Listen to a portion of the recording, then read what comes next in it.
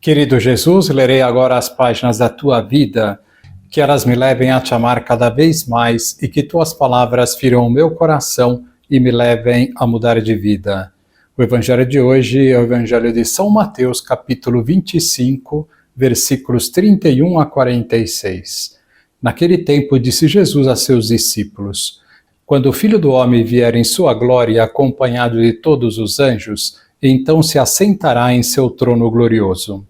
Todos os povos da terra serão reunidos diante dele, e ele separará uns dos outros, assim como o pastor separa as ovelhas dos cabritos.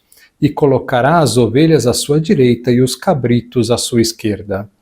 Então o rei dirá aos que estiverem à sua direita: Vinde, benditos de meu Pai, recebei como herança o reino que meu Pai vos preparou desde a criação do mundo. Pois eu estava com fome e me destes de comer. Eu estava com sede e me destes de beber. Eu era estrangeiro e me recebestes em casa. Eu estava nu e me vestistes. Eu estava doente e cuidastes de mim. Eu estava na prisão e fostes me visitar. Então os justos lhe perguntarão: Senhor, quando foi que te vimos com fome e te demos de comer, com sede e te demos de beber? Quando foi que te vimos como estrangeiro e te recebemos em casa, e sem roupa e te vestimos? Quando foi que te vimos doente ou preso e fomos te visitar?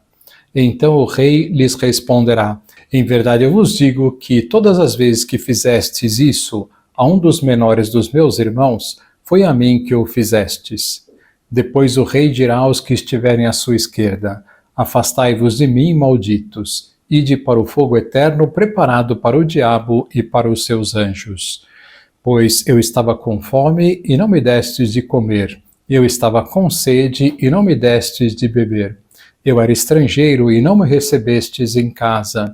Eu estava nu e não me vestistes. Eu estava doente e na prisão e não fostes me visitar. E responderão também eles: Senhor, quando foi que te vimos com fome ou com sede, como estrangeiro ou nu, doente ou preso, e não te servimos? Então o rei lhes responderá: Em verdade eu vos digo, todas as vezes que não fizestes isso a um desses pequeninos, foi a mim que não o fizestes. Portanto, estes irão para o castigo eterno, enquanto os justos irão para a vida eterna. Palavra da salvação. Glória a vós, Senhor. Vamos olhar para Jesus, a Igreja, ajudando-nos a viver a Quaresma, vai abordando temas nos Evangelhos que estão relacionados com ela. O texto de hoje fala da esmola da caridade. Jesus fala do juízo final que ocorrerá no fim dos tempos, e os bons serão separados dos maus para toda a eternidade.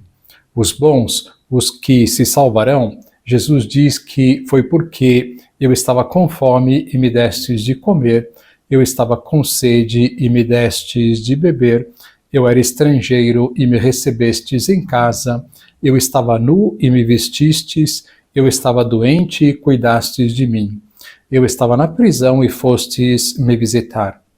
E depois diz que fazemos isso a ele todas as vezes que temos estes gestos aos menores de nossos irmãos, aqueles mais necessitados. Como dissemos, a Igreja na Quaresma quer que cresçamos no amor a Deus, e uma forma muito concreta de fazer isso é crescer no amor ao próximo. E uma das formas de caridade para com o próximo é socorrê-lo em suas necessidades. A primeira pergunta que podemos fazer é esta: tenho ajudado alguma instituição da Igreja ou de caridade?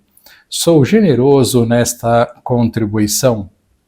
Jesus ficou tocado com a viúva pobre que depositou no templo umas pobres moedinhas e era tudo o que tinha para o seu sustento. São Marcos diz que, chamando os seus discípulos, disse-lhes: Em verdade vos digo que esta viúva pobre depositou no mealheiro mais do que o fizeram todos os ofertantes. Porque todos eles ofertaram do que lhes sobrava. Ela, porém, da sua pobreza deu tudo quanto possuía, todo o seu sustento. Esta mulher fez uma loucura, não é verdade? Na verdade, o que esta mulher tinha era fé e confiança em Deus. Ela sabia que Deus retribui 100 vezes mais o que damos a Ele e aos que Deus ama. Para ilustrar esta verdade, vejam esta história. Outro dia, um padre amigo meu me contou que, na sua paróquia, foi realizada uma missão durante uma semana. A missão consistia em visitar os católicos residentes na circunscrição da paróquia para acolhê-los, falar das atividades da igreja e pôr-se à disposição para lhes ajudar no que fosse preciso. Numa das casas encontraram uma senhora com 9 filhos que ficou muito agradecida com a visita e disse aos missionários que queria dar-lhes um testemunho. Começou então dizendo que tinha 9 filhos e que 3 deles estavam desaparecidos, mas que, apesar de tudo, estava muito agradecida a Deus por ele ter feito um grande milagre na sua vida. Uns anos atrás, morando na rua com os filhos, aconteceu de só ter um bife para lhes dar de comer. Estando naquela situação, deparou com um mendigo cuja situação ela julgou ser pior do que a dela e lhe pediu algo para comer. Sentindo pena dele, decidiu lhe dar o bife e seus filhos ficaram sem nada. Este episódio passou e ela foi tocando a vida como pôde. Poucos anos depois, ainda numa situação de penúria, foi abordada por um senhor bem vestido. Quem era esse senhor? Era o mendigo que havia ganhado aquele bife naquela ocasião.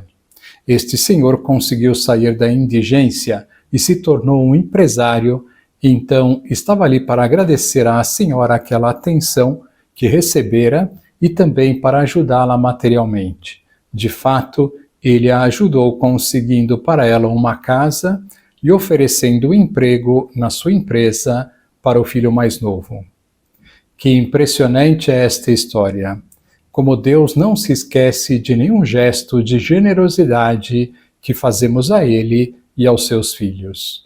Um fato semelhante, mas mais simples, aconteceu com uma moça que veio me dar o testemunho de como Deus é bom. Em determinado dia, ela saíra de casa sem tomar café e levou um lanche para comer no escritório. No caminho do trabalho, cruzou com um mendigo que lhe pediu esmola. Ela decidiu lhe dar o seu lanche.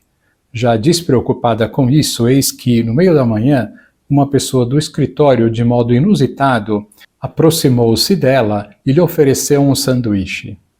Deus não nos pede normalmente que demos o que nos falta, mas ao saber que Deus retribui generosamente toda a caridade para com o próximo, que isso nos leve a sermos mais generosos na esmola.